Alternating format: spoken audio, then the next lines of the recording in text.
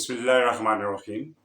मैं हूं शाहिदुल हक और आप देख रहे हैं पाकिस्तान का सबसे पुराना स्पोफिट यूट्यूब चैनल। मेरे साथ इस वक्त मौजूद हैं एक्सीलेंसी अदनान जाकिर, पाकिस्तान टीम के फॉर्मर प्लेयर और पाकिस्तान टीम के कोच रह चुके हैं। लास्ट एशियन जूनियर कप में पाकिस्तान टीम के साथ काम कर चुके हैं। चलते हैं अदनान जाकिर की तरफ। अदनान, अस्सलाम वालेकुम और welcome to Spofit YouTube channel. Thank you very much, Highway, for having me. कैसे आप और क्या अपग्रेड्स हैं हॉकी की यूके में जहां पे आप इस वक्त कोचिंग कर रहे हैं? जी interesting. Last season बहुत ज़बरदस्त निकला मेरा अभी we just finished the season. Hockey season अभी खत्म हुआ है. So was very good. Very अच्छी progress थी, माशाल्लाह. I enjoyed it. Last time Pakistan team के साथ कोचिंग कर रहे थे और एट द लास्ट मूवमेंट आप यहां से वापस चले गए थे। यही कोच थे आपके साथ भी जब अब ये आए, तो जो मेहनत आपने की हुई थी वो इस दफा फिर ऐसा ही हुआ कि at the last movement Ottman जो है ना वो दोबारा से आए और पाकिस्तान की टीम में बहुत सारे मसाइल चल रहे थे, जिसमें डिस्प्यूटेड ऑर्गेनाइजेशंस का सिस्टम था, दो जगह पे कैंप्स लगे हुए थे और आप इस चीज को यकीनन फॉलो कर रहे होंगे। ये जो जीत या ये जो इस वक्त जो रिजल्ट है अरसलान शाह कप का, इसको आप किस तरह देख रही हैं? जी लास्ट ईयर वो Asia cup junior Asia cup में जो ओके अभी जो है to be really honest I am really happy to say कि जो हमारे एथलीट्स हैं उनको इतनी परजीज़ाई मिल रही है और जो है वो इतने हाईलाइट हो रहे हैं हर सतह पे उनको जो है वो एप्रिशिएशन मिल रही है एंड दे डिज़र्व इट क्योंकि उनकी सफरिंग बहुत ज़्यादा है एथलीट्स की। But in the same time उन उन एथलीट्स का जो क्रेडिट है वो कोई और कैश करने के अंदर लगा हुआ है और सेम वो जो हमारी देखें एक तो समझ नहीं आता हमारा सिस्टम कैसा है कि जहाँ 2 पैरेलल ऑर्गनाइज़ेशंस जो हैं, गवर्निंग बॉडीज़ जो एग्ज़िस्ट कर रही हैं और दोनों लीगल हैं, ठीक है? दोनों ऑपरेट भी कर रही हैं, तो बीच में गवर्नमेंट को इंटरवीन करना पड़ता है। गवर्नमेंट भी कोई डिसीज़न नहीं लेती है, वो कॉम्प्रोमाइज़ करा देती है कि चलें, आप ज़रा थोड़े दिन के लिए हो जाएँ, आप थोड़े दिन के लिए हो जाएँ, something like that, it's a compromise. अभी भी क्लैरिटी नहीं है और अभी भी चीज़ें जो हैं वो पाकिस्तान हॉकी के हाथ में नहीं है। I think Pakistan sport board और पंजाब स्पोर्ट बोर्ड समथिंग जो है वो फाइनेंस कर रहा है और उन चीज़ों को मामलात को देख रहा है कोचिंग के अपॉइंटमेंट वगैरह के सिलसिले में। ऐसा नहीं है कि पीएचएफ जो है अपने डिसीज़न्स खुद ले रही है, ज़ाहिर-सी बात है उनके पास पैसे नहीं है और जो पैसे देता है वो डिसीज़न भी इन्फ्लुएंस उसका आ ही जाता है। अब जो पीएमएलएन के जो भी हैं वो आई डोंट नो सॉरी मैं उनका नाम भूल गया जिन्होंने अभी मसला हल कराया था, उनके साथ मेरे ख़्याल से फौजा भाई हैं जो उनको गाइड कर रहे हैं और आई थिंक आने वाले दिनों के अंदर मेरे ख़्याल से वही सेक्रेटरी भी होंगे। जो परफ़ॉर्मेंस की जहाँ तक बात है जी, ये जो टूर्नामेंट है वो टियर 2 का था और हमारे बच्चे जो थे वो बेचारे आधे इस कैंप में थे, आधे उस कैंप में थे। मगर जो मेजॉरिटी थी वो जो थी वो इस्लामाबाद के कैंप में थी और ये काफ़ी अरसे बाद हुआ है कि हमारी इतनी साउंड टीम हुई और इतने एक्सपीरियंस प्लेयर थे। जैसे अम्माद बट यूके से आया, अबू बकर आया, सलमान रज़ाक और यू नेम इट लाइक 6 और 7 गाइज़ वर प्लेइंग आउटसाइड और बिफोर ये था कि जूनियर बच्चे जो थे वो डेवलपमेंट फेज़ से गुज़र रहे थे। और उस देखिए कंसिस्टेंसी कहीं पे भी नहीं है हमारे सिस्टम में, ये बड़ी इम्पोर्टेंट होती है। और ये जो ज़लान शाह टूर्नामेंट होता है, ये एक्सपेरिमेंटल टूर्नामेंट होता है। इसके अंदर आपको मैं बताऊँ कि पॉइंट्स भी कम होते हैं। अगर आप किसी अपने से ऊपर की टीम की रैंक की टीम को हराते हैं, तो आपको इतने पॉइंट मिलते नहीं हैं। वो इन्विटेशनल टूर्नामेंट में लाइक आई थिंक 2 पॉइंट्स का है। जैसे वर्ल्ड कप हो गया, ओलंपिक हो गया, ओलंपिक के 6 पॉइंट हैं, वर्ल्ड कप के भी 6 पॉइंट 10 पॉइंट है सॉरी। फिर उससे आप नीचे आते जाएँ तो ये 3 और 2 के ऊपर आके रुकता है। इवन कॉन्टिनेंटल जो है वो 3 पॉइंट्स पर है और इन्विटेशनल 2 पॉइंट्स पे, इसलिए हमारी रैंकिंग जो है वो ऊपर नहीं है बल्कि हम नीचे चले गए। मगर ये अच्छा है कि प्लेयर्स को जो है वो इतनी इंसेंटिव मिल रहे हैं और आई एम जस्ट वरीड कि ये इतना ओवरवेलमिंग ना हो जाए उनके लिए क्योंकि हमारी इमोशनल मैनेजमेंट का वैसे इश्यू रहता है एथलीट्स का और यू नो कि बच्चों के अंदर एक हंगर थी, एक भूख थी, एक डिज़ायर थी you know to get something और वो नज़र भी आती थी। ओलंपिक क्वालिफायर्स में नज़र आई, वो अज़लान शाह में नज़र आई, दे वांट टू विन वो junior Asia cup, junior world cup में नज़र आई कि they want to do something. But ये है कि हमारे यहाँ मैनेजमेंट का बहुत इश्यू है, चाहे वो नॉर्मल मैनेजमेंट हो या इमोशनल मैनेजमेंट हो। अब आई थिंक ये बहुत बड़ी ज़िम्मेदारी है मैनेजमेंट पे, कोचेज़ पे कि उन्होंने इस चीज़ को कैसे मैनेज करना है बिकॉज़ आगे जो है वो एक नेशन आ रहा है। हमारे कोच की परफॉर्मेंस अच्छी थी। If I am really honest with you, I really struggle being a technical coach के व्हाट्स गोइंग ऑन। बहुत सारी खामियाँ थी बिल्कुल। जब कोई भी कोच 1 हफ्ता पहले टीम लेता है, तो वो कुछ कर नहीं सकता, ठीक है? वो ना हुँ, टेक्निकल एस्पेक्ट्स पे काम कर सकता है, ना वो आपकी जो है टेक्निकल अवेयरनेस इम्प्रूव कर सकता है। और प्लेयर्स को थोड़ा टाइम चाहिए होता है कोच से कनेक्ट होने के लिए, स्पेशली वो जो अभी-भी आए हैं। कुछ बच्चे हैं जो पहले से साथ हैं, जो टूर्नामेंट्स में उनको हुँ, थोड़ा-सा मालूम हो जाता है कि what's coach wanted, what he like, क्या फिलॉसफी है, हुँ, क्या प्रिंसिपल्स हैं। बट जो एक नया बच्चा आता है जिसको लैंग्वेज का बैरियर है कोच के साथ, उसको कनेक्ट करने के लिए बहुत लंबा टाइम चाहिए होता है। वो बहुत वाज़ेह नज़र आ रहा था जब हम लोग खेल रहे थे। टीम के आप जब देख रहे थे ना स्ट्रक्चर को आप देख रहे होते तो वो एक वाज़ेह था कि हम अगर लेट्स से अगर हम प्रेस हाई प्रेस पे जाते हैं, तो हमारा जो है पीछे से सपोर्ट नहीं है। एक गैप है, मैसिव गैप है, लोगों में हेजिटेशंस हैं पॉकेट्स के अंदर। जब वो कोलैप्स कर रहे हैं, तो उसमें कुछ कर रहे हैं, कुछ नहीं कर रहे हैं, एक मैकेनिज़्म नज़र नहीं आ रहा था। बट ये कि बच्चों की इतनी मेहनत थी और ये टूर्नामेंट भी एक्सपेरिमेंटल था। जैसे जापान की जो पूरी बेंच है, वो डेब्यूटेड बेंच थी। उसमें से कोई भी सीनियर प्लेयर नहीं था उनका, जो कि वो अभी क्वालीफायर में खेले थे, उनके प्लेयर उन्होंने ड्रॉप कर दिए क्योंकि जो-जो टीमें क्वालीफाई नहीं कर चुकी हैं, पेरिस के लिए उन्होंने सारे प्लेयर्स अपने ड्रॉप कर दिए थे और उन्होंने डेब्यू जैसे कोरिया की टीम के अंदर जो 7-8 लड़के जो हैं, वो उन्होंने डेब्यू किया, ना 9 लड़के सॉरी। और इसी तरह न्यूज़ीलैंड की टीम थी, उन्होंने डेब्यू कराया। जी भाई। जब एक कोच आ गया हुआ है, आप समझते हैं कि इतनी बड़ी एज का नो डाउट कि he is very much experienced coach, इसका फ़ायदा तो पाकिस्तान टीम को फ्यूचर में होना ही है। डोंट यू थिंक कि कुछ असिस्टेंट कोचेस को या कुछ और कोचेस को भी इसमें ट्रेन किया जाए, जिसकी वजह से शायद उसका नॉलेज जो है हमारे कोचेस को समझ आए और हम लोग इसको मज़ीद बेहतर कर सकें कोचिंग साइड को? अ, मेरा थोड़ा-सा डिफ़रेंस है इस बात के ऊपर कि जो रोनाल्ड ऑल्टमन्स हैं हुँ, और उनकी बात हो रही है आजकल वो बहुत बोल रहे हैं कि मुझे कंटिन्यूटी चाहिए, मुझे लॉन्ग टर्म कॉन्ट्रैक्ट चाहिए और सब चीज़ें। बट 2018 हुँ, का जो वर्ल्ड कप था उसमें ये 1 साल से टीम के साथ थे और जस्ट हुँ, एक 1 और 2 मंथ्स बिफोर ही resigned to go somewhere else. तो उनको पूरा हुँ, टाइम मिला था, वो मौका था आपको और टीम भी बहुत साउंड हो गई थी उस वक़्त, हम लोग कुछ कर भी सकते थे बट ही डिडन्ट बॉदर। वो फिर छोड़ के हुँ, चले गए। ठीक है, फिर एक दफ़ा और हुआ, फिर वो दोबारा आए, फिर वो ज़्यादा पैसे मिल रहे थे उनको मलेशिया से, तो वो टीम छोड़ के मलेशिया चले गए। फिर वो दोबारा इ इनका ये इन एंड आउट जो है वो लगा हुआ है यहाँ पे क्योंकि देखिए रोनाल्ड इज़ माय कोच उसने मैंने उससे बहुत कुछ सीखा है, उसने मुझे बहुत डेवलप किया है। I really admire him. But उनकी जो कुछ चीज़ें हैं वो बड़ा मुश्किल है इस बात को थोड़ा-सा आपके सामने और पेश करना कि एक टाइम होता है हर चीज़ का, ठीक है? हुँ, अब जब वो इंडिया में थे, इंडिया में आपको पता है जब हमारे यहाँ प्रॉब्लम ये है कि हम जब अपॉइंट करते हैं, तो हमारा कोई स प्रोसेस नहीं है।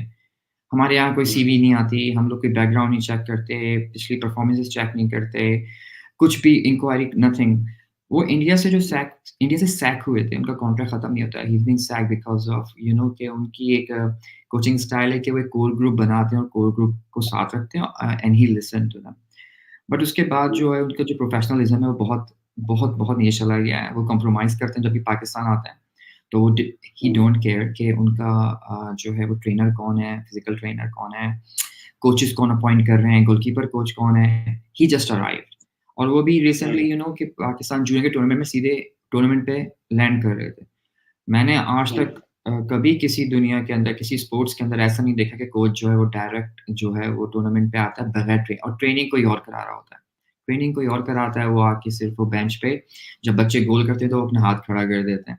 सो hmm, you know it's not working, ठीक है? सो हुँ, बेसिकली क्या है हमारे यहाँ गोरा इन्फ्लुएंस बहुत ज़्यादा है और हम लोग ना प्रोसेस को नहीं देखते स्किन को देखते हैं, ओह जी ये आ गए हैं तो ऐसा हो जाएगा। बट अभी recently performance we can you know कि हम लोग बहुत सारी चीज़ें निकाल सकते हैं टेक्निकली मीन सिंपल सी चीज़ है कि आपको पता है कि आपके जापान से लास्ट 4 इयर्स सारे जो हैं वो बड़े कॉन्टेस्ट गेम्स हैं, हुँ, यू नो 2-1, 3-4 5-4 समथिंग ऐसा होता है। तो जब फाइनल में आप जा रहे हैं तो यू एक्सपेक्टिंग कि ये शूट आउट पे जाएगा, यू नो? तो आपके पास 1 दिन होता है, वैसे तो ये ट्रेनिंग पहले होनी चाहिए थी, आपके पास 1-2 दिन होते हैं कि आप शूट आउट की प्रैक्टिस कर लें। और इस दफ़ा तो ऐसा हुआ था कि पाकिस्तान क्लियर हो गया था 2 मैच से पहले कि हम लोग जो है वो फाइनल खेलेंगे और जापान एक्सपेक्टेड है फाइनल के लिए। सो हमने हमारे कोच ने कोई ट्रेनिंग नहीं कराई। I have spoken to the kids but उन्होंने कोई जो कैंस एक सेशन था शूट आउट का, शूट आउट का कैंसल्ड इट, उन्होंने वो कैंसिल कर दिया, आई थिंक बच्चे थके हुए थे। सो जी, वो पेनल्टी शूटआउट की जो ट्रेनिंग थी, वो कैंसल हो गई थी क्योंकि आई थिंक लड़के हमारे जो थे काफ़ी थके हुए थे। सो वही अगेन कि जब आप इस तरह अनप्रोफेशनली आएँगे यू नो जंप इन, और ऑल्टरमेंस को हमारा सिस्टम बहुत अच्छी तरह पता है क्योंकि वो 2004 से यहाँ पे है, आता है, जाता है, आता है, जी, जाता है। और उसके बाद जो है वो ही वेरी अंडरस्टैंड हमारी जो जो पॉलिटिक्स है ना, वो बहुत अच्छी तरह समझता है, हमारी साइकिस को समझता है।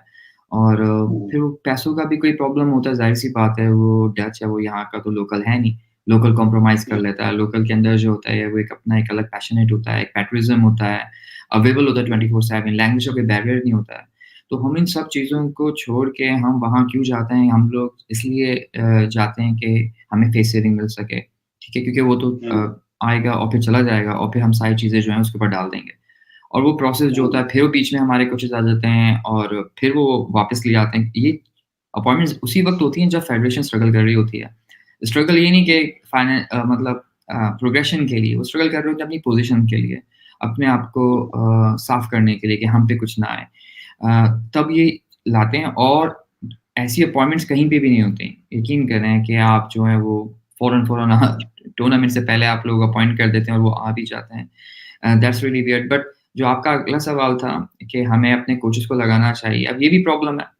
अब अभी जो मैं किसी की वो बुराई नहीं कर रहा, बट ये कि आप ऐसे कोचेज़ को लगाएँ जो स्टैंडर्ड मैच करता हो या कोचिंग फिलॉसफी मैच करती हो। ऐसे नहीं हो सकता कि किसी की जो है फिलॉसफी बिल्कुल डिफरेंट है, और क्योंकि ये team behind the team idea होता है। मैंने भी असिस्टेंट कोच काम किया है। मुझे भी सेलेक्ट करना पड़ता है कि मैं जिसके साथ जा रहा हूँ या मैं जहाँ जिसके साथ काम करना है, क्या मैं उसके अंदर फिट होता हूँ? मेरी जो चीज़ें हैं या उनकी जो हेड कोच की चीज़ें हैं, वो मेरे से लिंक करती हैं कि नहीं करती हैं। अदरवाइज़ जो कंट्रोवर्शियल आ जाती हैं चीज़ें, आप डिसएग्रीमेंट शुरू हो जाती है आप दोनों के दरमियान। तो अगर असिस्टेंट कोचेज़ और कोचेज़ के दरमियान अगर वो फाइन लाइन नहीं है, सो बहुत प्रॉब्लम हो जाती है क्योंकि असिस्टेंट कोच ने हेल्प करनी है उस कोच की। क्योंकि मैंने रोनाल्डो ऑल्टरमेंस के साथ जब वो पाकिस्तान में था, मैं काम कर रहा था, मेरे बहुत सारे डिसएग्रीमेंट्स थे, बहुत सारी चीज़ों में थे, क्योंकि he was working on 2004 kind of things के जो जो उसने वो मुझे चीज़ें उसको सिखाई थी या उस वक़्त चीज़ें चल रही थी प्रेसिंग की, वो 2004 था, I am sure. But 2023, 2024 things has been changed भाई। हॉकी चेंज हो गई है, बहुत ज़्यादा चेंज हो गई है। सो उसमें फिर मेरी डिसएग्रीमेंट्स भी थी कि नहीं इस तरह नहीं, इस तरह चीज़ हो सकती है और इससे बेहतर है। यू नो आपके सब ऑटोमैटिकली दिमाग में जो है वो सवालात आना शुरू हो जाते हैं, और जब ये आना शुरू हो जाते हैं इट्स मीन के यू कैन मतलब किसी मतलब या तो आप फिर फ़ॉलो करें, ओके यू हैव 2 चॉइसेस। आपको पता है कि एक चीज़ जो अभी करने वाले हैं काम नहीं होगी, बट आप फिर भी करते हैं, तो यू नो वो अच्छा नहीं था। जिस तरह अभी शॉर्ट कॉर्नर्स के अंदर हुआ। Uh, Ronaldo want to surprise Japanese with Abdul Rahman कि वो जो है बच्चा शॉट कॉर्नर मारेगा। आखिर के यू आप आपका जो प्लेयर ऑफ द टूर्नामेंट है, वो क्यों हुआ है? वो अपनी गोल स्कोरिंग पे हुआ है शॉट कॉर्नर के ऊपर। हमने उसको नहीं चांस दिया पूरे मैच में, शॉट कॉर्नर से 4 शॉट कॉर्नर्स मिले हमें। फिर हमने अबू बकर जो था वो गोल कर स्कोरिंग कर रहा था। यू नो आपके अंदर जब आप गोल कर रहे हो तो आपके अंदर एक कॉन्फिडेंस आ जाता है। सो हुँ, बट वो he wants to try something else, so वहाँ जाके ना कॉन्फ्लिक्ट्स आ जाते हैं। You can not hmm, rule everything ना, बीइंग अ कोच आपको एक टीम की ज़रूरत होती है, ठीक है? कि आपके हुँ, शॉट कॉर्नर्स कोई देख रहा है, पीसीए कोई देख रहा है, या शॉट कॉर्नर डिफेंस कोई देख रहा है, या आपकी प्रेसिंग कोई देख रहा है, स्ट्रक्चरल चेंजेस हो रही है कोई देख रहा है। रोनाल्ड ऑन द बेंच सब कुछ नहीं कर सकता, but he pretend that he is doing everything, but actually he is not, क्योंकि जो कोर ग्रुप है हमारे बच्चों का, वो ही करता है। जो भी जैसा कि हमारे क्वालिफाइंग राउंड में था, हुँ। अ, वहाँ पे शहनाज़ भाई बैठे हुए थे सिर्फ़, बट जो सारी चीज़ें थी वो सीनियर जो बच्चे थे वो खुद अपना करते थे, बट वो शहनाज़ भाई वहाँ के इस तरह बैठ जाया करते थे। जी शाहिद भाई। ओके। जी, अदनान यहाँ पे एक और सवाल पैदा होता है कि जिस तरह लास्ट टाइम भी आपने एक इंटरव्यू में मेरे साथ ही कुछ डिस्कशंस की थी, जो सपोर्टिंग स्टाफ होता है, जिसमें आपने अभी बताया कि शॉर्ट कॉर्नर के लिए और ज़ाहिर है इसके लिए एक एनालिसिस चाहिए होते हैं, इसके लिए एक डेटाबेस चाहिए होता है, कोच को सपोर्ट करने के लिए अप टू मार्क जो है वो सपोर्टिंग स्टाफ चाहिए होता है। तो आप क्या समझते हैं कि इस तरह की भी चीज़ों की ज़्यादा ज़रूरत है इस वक़्त? और दूसरा मेरा इसके साथ जुड़ा हुआ एक क्वेश्चन होगा, क्योंकि आप माशाल्लाह बड़े अच्छे तरीके से, बड़ी रवानी से इन चीज़ों को एक्सप्लेन कर रहे हैं, जो शायद हमारे व्यूअर्स के लिए और ख़ास तौर पे जो रिस्पॉन्सिबल लोग हैं, इनके लिए बड़े इम्पोर्टेंट सजेशंस होंगी। सेकंड क्वेश्चन मेरा ये बनता है कि क्या जो ऑटमैन वाला आपने बताया कि ये 2004 की डिफरेंट चीज़ों को अप्लाई करने की कोशिश करते हैं और आपके साथ भी इसका एक कॉन्फ्लिक्ट यही डेवलप हुआ। ये जो अब तक जो मॉडर्न स्टडीज हो चुकी हुई हैं, क्या हमारे पाकिस्तानी कोचेस जिस तरह आप क्वालिफाइड हैं एफआईएच के लिए और इंटरनेशनल लेवल पे लीग्स और क्लब्स के साथ जो है ना आप मेहनत दूसरों के साथ कर रहे हैं, तो हमारे कौन से और जो है इंटरनेशनली क्वालिफाइड कोचेस मौजूद हैं, इंक्लूडेड यू, कि जो आके पाकिस्तान में क्या इस लेवल पे खिदमत कर सकते हैं जिस तरह ऑटमैन को बुलाया गया? जी, बिल्कुल मैंने इस बारे में ट्वीट भी किया है, एक्सप्रेस भी किया है और बहुत ओपनली किया है बिकॉज़ हमारे यहाँ जो होती है एक रिस्पेक्ट का माहौल होता है, मगर हम लोग जो है वो पानी सर से गुज़र चुका है, आप इतना रिस्पेक्ट में रह नहीं सकते हैं। आपको जो है अपने लोगों को जो है वो कम्युनिकेट करना होगा, उनको नॉलेज देनी होगी what's going in the world. अभी रिसेंटली मैं आपको बिलीव करें कि 2 दिन पहले की बात है, अभी मैंने पाकिस्तान से एक बच्चा आया हुआ है अलमा यूनिवर्सिटी के अंदर और वो कर रहा है परफॉर्मेंस एनालिसिस के अंदर एमएससी कर रहा है। सो ही नीड्स सम एक्सपीरियंस। सो मेरे क्लब ने मैंने उनसे बात की अपने क्लब से और उसको जो है अपने काम करने का मौका दिया। हमने सारा एक्सेस दिया उसको, अपनी वीडियोज़ का, अपने प्लेटफ़ॉर्म का, जहाँ हमारा मेंस वुमेन्स के सारे मैचेज़ होते हैं, जिसमें वो कोडिंग सीख रहा है, कोडिंग कर रहा है। और आई थिंक ये मेरे ख़्याल से पहला बच्चा है जो एमएससी कर रहा है इंग्लैंड में, परफॉर्मेंस एनालिसिस के अंदर। एक एसेट है, ठीक है? वो आया है, बच्चा कर रहा है, बट उसको जो हेल्प है पाकिस्तान से नहीं मिली। उस I think he tried through Lahore Qalandar का जो वीडियो एनालाइज़र था, वो यहाँ पे इंग्लैंड के क्लब में आके करता है। He did not help him at all. और बट ये है कि आप इन चीज़ों को प्लीज़ मद्देनज़र रखें कि इतनी सारी फ़ील्ड आ चुकी हैं। इवन चलें हॉकी की बात करता हूँ।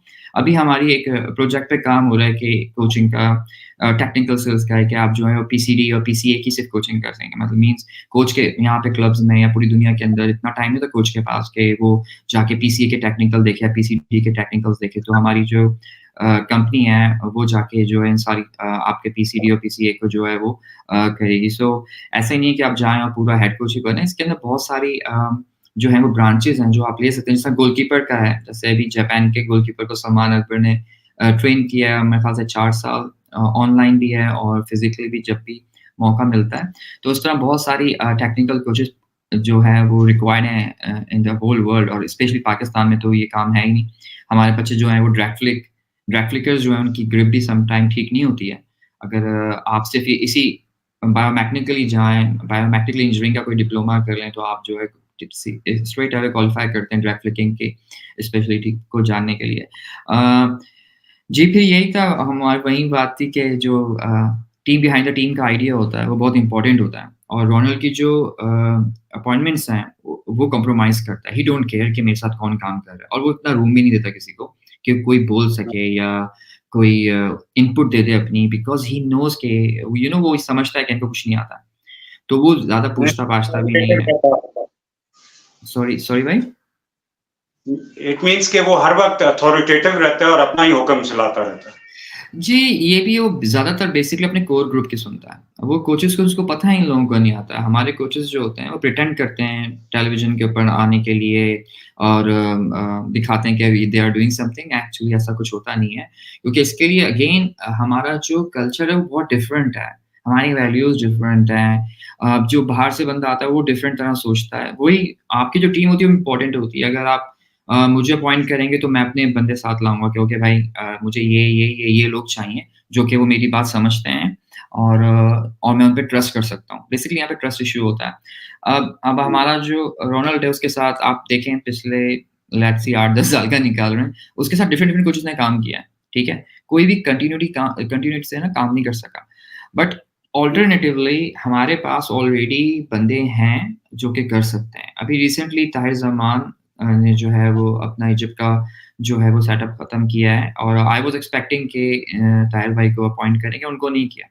अब ऐसा होता है देखिए उनकी आप रीसेंट परफॉर्मेंस देख लें उन्होंने जो इजिप्ट के साथ किया है। इजिप्ट के साथ दे डन एक्स्ट्राऑर्डिनरी कि वो अफ्रीकन चैंपियन भी हुए अपना हॉकी 5 के चैंपियन हुए। फिर उन्होंने बहुत अच्छी ज़बरदस्त कारकर्दगी दिखाई हॉकी 5 वर्ल्ड कप में और अभी जो रिसेंटली उन्होंने क्वालिफायर्स में काम किया, ओलंपिक क्वालिफायर्स में, दैट वाज़ फिनोमिनल। उन्होंने जापान को लंबी लीड से हराया, कोरिया के साथ ड्रॉ किया और ये जो टीमें थी ये बहुत हर टीम क्वालिफाई करने के लिए आई थी। इन द मीन टाइम उनकी रैंकिंग जो थी 22nd से 17th पे चली गई, पाकिस्तान से 1 रैंक नीचे, तो इतनी लंबी जंप है। अ, और हमारे लोगों को ये चीज़ नज़र नहीं आती कि आपके पास जो ऑलरेडी बंदा है वो काम कर रहा है और लैंग्वेज बैरियर नहीं है। दूसरा वो एफआईच एजुकेटर है, कि अगर आपको अपने कोच तैयार करने हैं तो इससे अच्छा आपके पास कोई मौका ही नहीं है कि आप ताहिर ज़मान को लगा दें, लैंग्वेज बैरियर नहीं है, ही स्पॉट मतलब बहुत आई मीन कि फिट होते हैं इस वक़्त सिस्टम में, स्पेशली इस टाइम पे, इस मौके पे जब पाकिस्तान स्ट्रगल कर रहा है, आप उसको बिल्कुल मौका देने को तैयार ही नहीं, बल्कि कुछ लोग अगेन जो हैं वो अ घोड़े को लाने के चक्कर में या उसको लॉन्ग टर्म कॉन्ट्रैक्ट देने के चक्कर में और अपने आप को बचाने के चक्कर में, क्योंकि अगर ताहिर ज़मान आ जाएगा तो फिर वो डिमांड करेगा कि मुझे प्रोफेशनल लोग चाहिए, मुझे ये चाहिए और वो इस चीज़ को नहीं करेगा, क्योंकि जब भी रोनाल्ड आता है, अगली जो फेडरेशन के लोग होते हैं वो कि आप मैनेजमेंट के अंदर आना शुरू हो जाते हैं, वो उनको अकोमोडेट करते हैं। जी। बहुत शुक्रिया Adnan, thank you very much. आपने अपना कीमती वक्त हमें दिया।